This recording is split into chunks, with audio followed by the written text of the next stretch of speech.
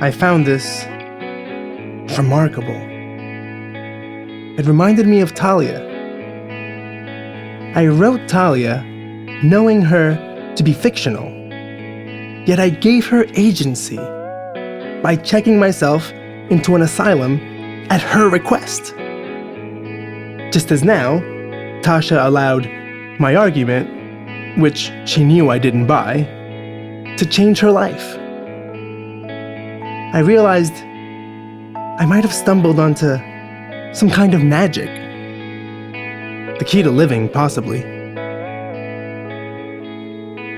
I wondered if this writing that changes and even creates real life trick could be used on command, with knobs available for all of life's parameters. And I thought, why wonder when I can know that it can? It worked. Since having this thought, I've been consistently happy. Not just happy, but in control of my being and experience of the world. It was my spiritual awakening.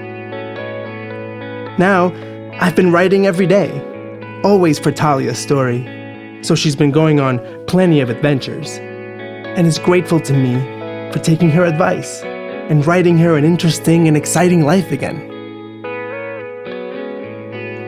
I'd already told Tasha about Talia, but when I told her about my revelation, about the power of the philosophy I'd developed, and by now all cards were on the table, so I said openly that I'd ridden her recent recovery.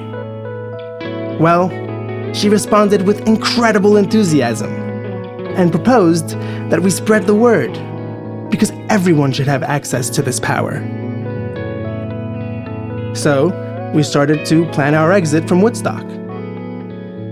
There were already murmurs of a planned review for her, with the possibility of dismissal, based on her recently improved conduct. We've been talking about moving in, about what neighborhood we'd like to live in, etc. We've even talked about raising children through what we christened the philosophy. Our hypothesis being that they'd turn out superhuman, spiritually liberated mega people. I wrote myself to be creative and think up a brilliant way to spread the word. Before I can explain it, I need to fill you in on some pretty top secret info. As it turns out, we were lied to. The 2015 Anonymous Universal Hack wasn't by Anonymous at all, but by a lone nut, whose name no one knows, but is whom we at Woodstock call Clint. Clint spent months preparing for the stunt, a mammoth operation he'd become obsessed with. But he was only obsessed with achieving it. And on the day he was to do it, he realized that he had no plans for what to do with everyone's hacked browsers. And it was on a whim, recklessly and stupidly. Only because he happened to be into this song during this particular week that he played Pink Floyd's Pigs 3 Different Ones on every online device in the world. And it was only because he was embarrassed of having nothing to say that he then added the pretentious, "I am anonymous," before signing off. Anonymous took the blame to impress with their ostensible hacking prowess and ad hoc'd the significance of the song's political message. Meanwhile, the authorities effectively silenced Clint by throwing him in a psych ward and publicly went along with the anonymous attribution, since vulnerability to an anarchist terrorist group sounds a lot better than to a lone nerd.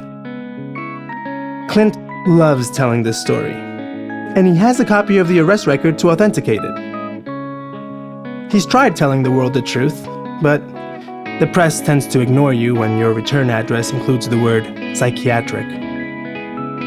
The theory a lot of people here have is that it is because he had nothing to say when he attained the entire world as his audience. that he now babbles incessantly because he's overcompensating. And yet, at the same time, it's also why he goes on about how language is limiting and weapon number one for the government and corporations. Because in his mind, this justifies his inability to properly use language during that key moment. So, my brilliant idea is to convert Clint to the philosophy and get him on board with us. We'll quit the Headcase Act and get ourselves out of Woodstock. Clint will hack the world again, only this time, with the planet listening. We'll explain the philosophy. Not just explain it, but like really transmit it, embed it in people, through a fable or allegory. I say we stand a decent chance of liberating humanity if we put our all into this. I ran it by Tasha, and she's all for it. So the plan is, I talk to Clint tonight. And you know something? All this, thinking all this, or rather, I should say, sitting in this studio telling you all this, I guess it's all been procrastination. To avoid talking to Clint.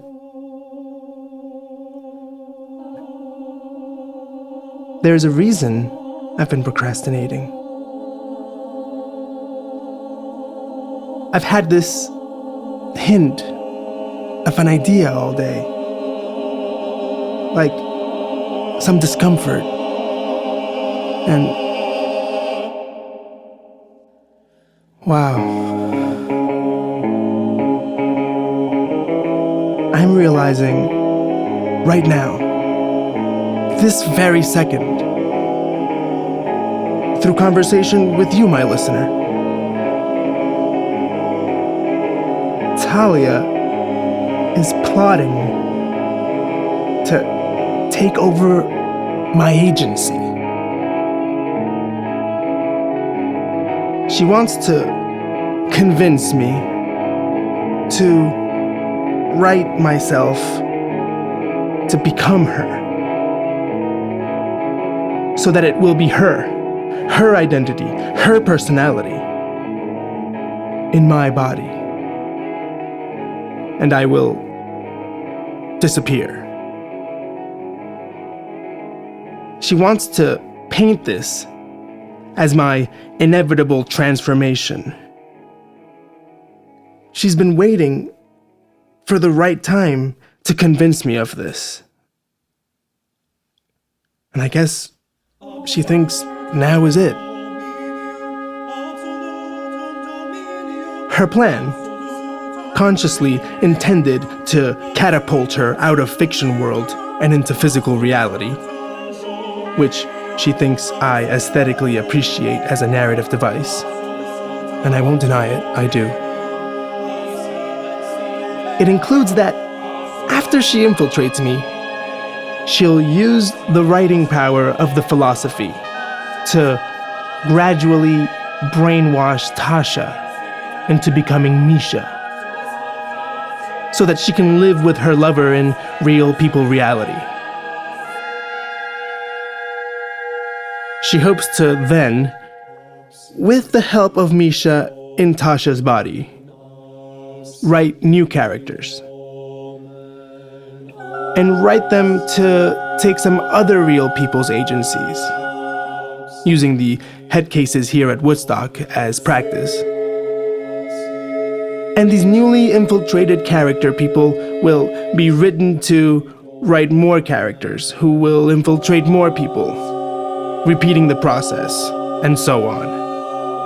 Eventually, orchestrating a worldwide revolution of the fictional, Invasion of the Body Snatcher style.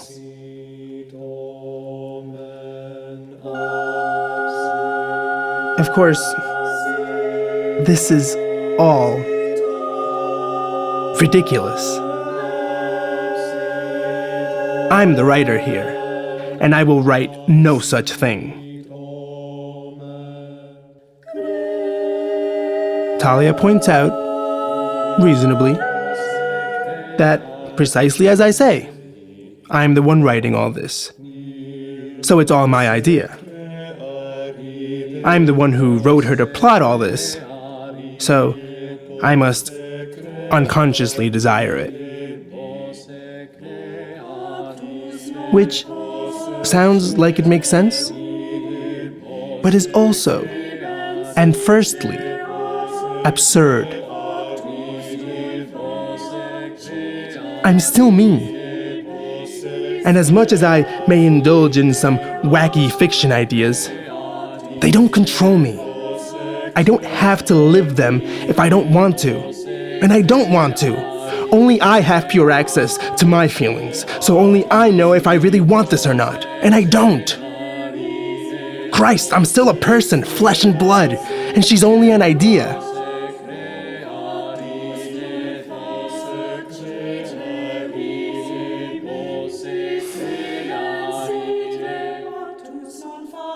I know I'm starting to sound defensive. I realize that. And that only helps her case. I realize that too. And what I'm about to say will sound even more defensive than what preceded it. That's also true. But even so, even taking all that into account, it is still the case that her plan is absurd. I'm the grounding here. I'm actually real, so I have the final say.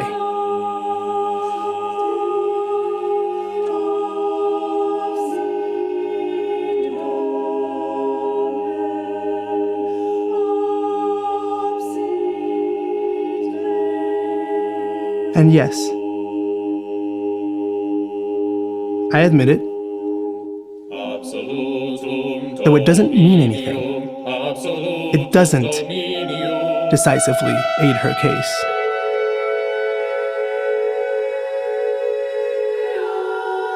It is true that I'm scared for my life right now.